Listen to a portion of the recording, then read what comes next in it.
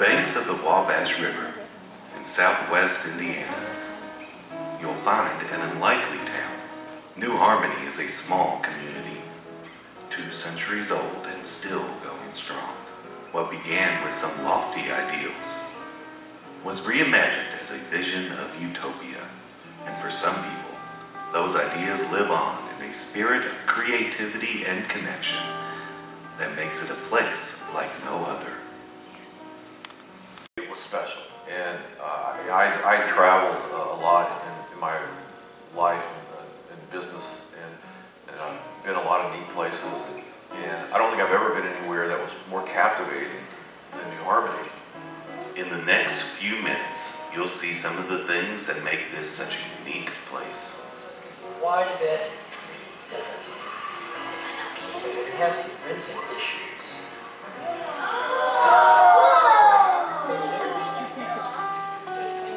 And hear from people who choose to make New Harmony their home. This is a community that celebrates the arts, learning, and hard work.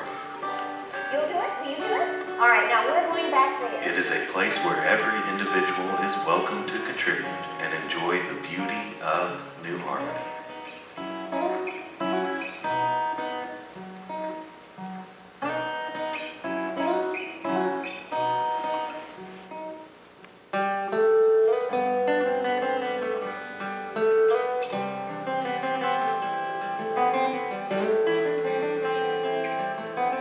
New Harmony has quite a rich history.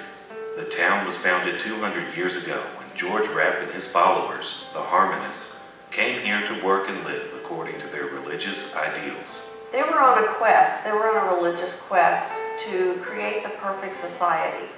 And it was all based on the idea that Jesus was coming back to earth, this millennial idea of the return of Christ. And they were the chosen people. So they were perfecting their world and their environment and themselves individually in preparation for Christ's return. So they built a complete town in Pennsylvania. They were driven through a biblical prophecy and to go someplace where wine grapes would grow better, someplace warmer. So they came down to New Harmony. We had navigable rivers. It was low-lying. They felt certain that grapes would be able to grow here along with all the other things they produced. So they bought 30,000 acres of land on this side of the Wabash and some on the other side so they could control the navigation. And they built this entire town, again, in 10 years. 180 buildings, big community buildings, what they called community houses for single men and women. This is my favorite board in this building because this is a day in the life of a harmonist. Go out and do your morning chores, come back for breakfast, and the milkman brings your task for the day.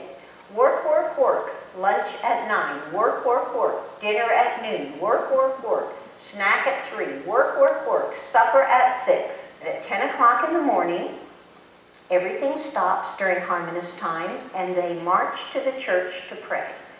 And they do that 3 times a day. Tell me how they built 180 buildings in 10 years. Very sophisticated society. They believed very strongly in education. They taught boys and girls. They were producing goods that they shipped all over the world. They were very successful and created what was described by people traveling through New Harmony as the wonder of the West, because it was kind of a perfect metropolis here in the middle of the wilderness in the New World. New Harmony is very lucky because it had 2 different settlements here. We had the Harmonist period and we have the Owen period. In 1824, after building a thriving and productive community, George Rapp sold the town of New Harmony to industrialist Robert Owen and his partner, William McClure. The Harmonists moved away to settle anew back east, while Owen and McClure attempted to bring together the best and brightest minds to form a new sort of society, an attempt at utopia. So Robert Owen was interested in creating perfect communities too. He was running his father-in-law's cotton mill and saw an entire town where one of the things that they were doing here in New Harmony was textile production. So when he looked at that map and saw that list of buildings and factories, he knew exactly what everything was, and he thought, this is a great chance for me to try my experiment. This is 27, 28, 29, 30. What is this lady teacher wearing? Pants. In 1829, she's wearing pants? During the Owen period, women in New Harmony got to do things that women in big cities didn't get to do.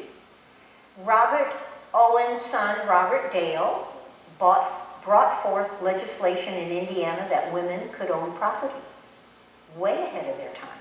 So Robert Owen was interested in social reform of all kinds, particularly child labor in the textile factories. He limited the number of hours children could work. He insisted that they got an education. He had rules for the housing that he provided for his workers. He was also interested in social reforms like equality for women, the end to slavery. His sons particularly were very interested in the abolition movement. And this would have been in the 1830s, early 1830s, way before most of the abolitionists that we know about today. So right here in New Harmony, Owen brought his sons and a daughter, and they were all interested in the latest, most progressive ideas of the day. So they were scientists, they were writers, they were artists, they were teachers. Here in New Harmony, again, everyone was educated. No matter your status in life, everyone was educated. So then you had a golden age here of progressive thought, publishing radical for the time newspapers, and really very early pioneer science here on the frontier. So it's an incredible legacy. The second utopian experiment, when Mr. Owen and Mr. McClure came and then brought together what they now refer to as the boatload of knowledge, all these scholars and scientists and teachers from really some of the better minds around the world were brought here and created a community. Now that utopian experiment didn't last all that long, but I think it permanently changed the profile of the community, where everyone, both blue collar and white collar, were welcome, to be and live and interact and participate without really much regard to class. And that spirit, those ideas, are still thrive here.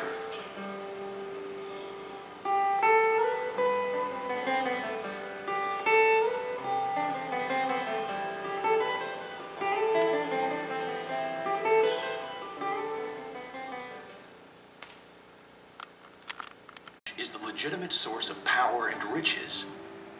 And everyone, especially of the working, laboring class, should have access to knowledge.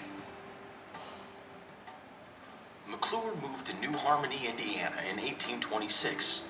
He established a progressive school in which both boys and girls were taught by some of the leading educators and scientists of the day.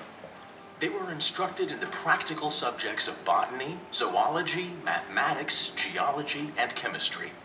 McClure's radical new methods of teaching, using now familiar methods of demonstration and hands-on learning, also gave students useful skills in trades such as carpentry, tin plating, shoemaking, and printing.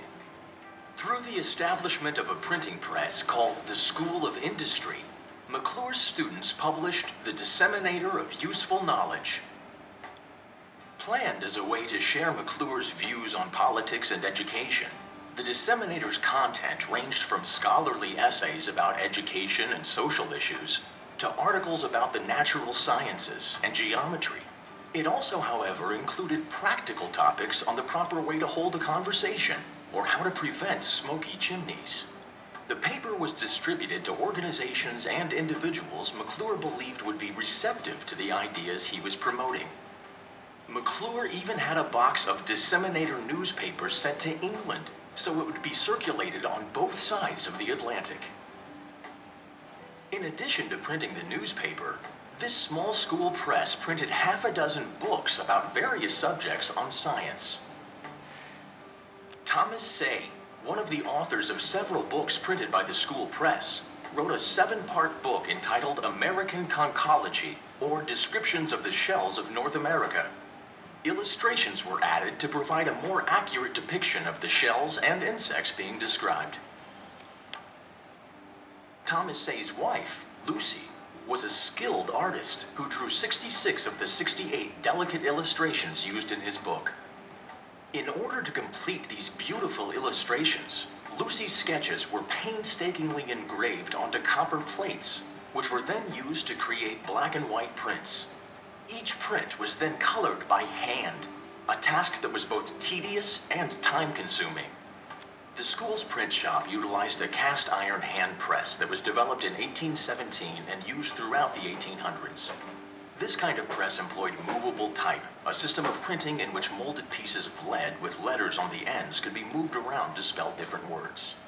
Printing technology of the time required a typesetter to have specific skills. Not only did the typesetter need to be able to read, but they had to be able to read backwards. With the aid of a composing stick, individual letters are arranged upside down and from left to right into words and lines of text.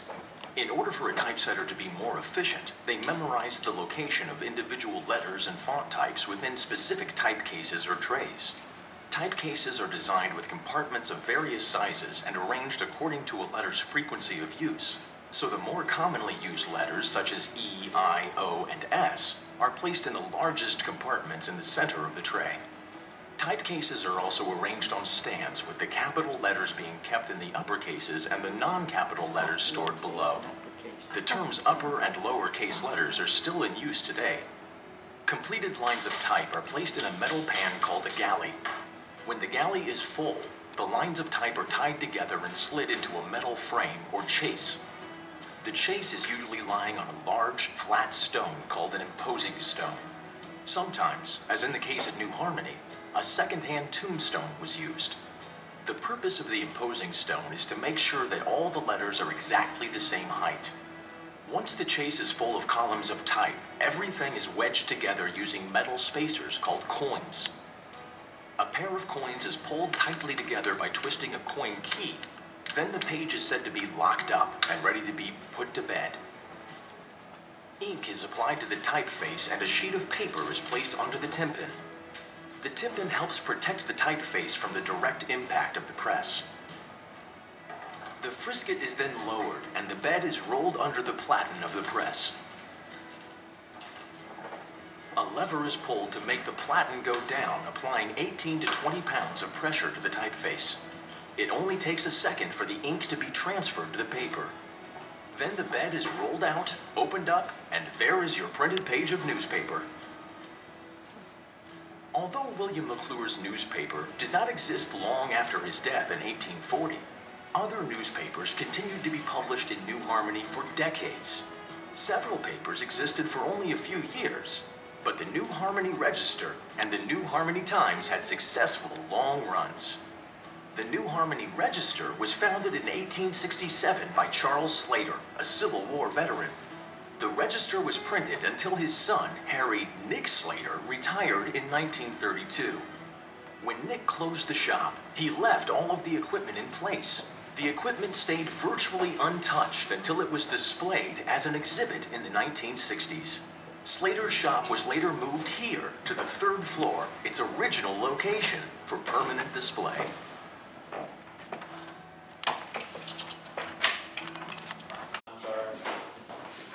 Are you allowed to move it to take a I picture mean, since it's family? I don't know It for says so. sure. I mean, I could, I bet if I slid a little bit, it'd probably be okay. I want to get this. I'll just do Yeah, that. that's good, that's good. That's good. Okay. Sorry.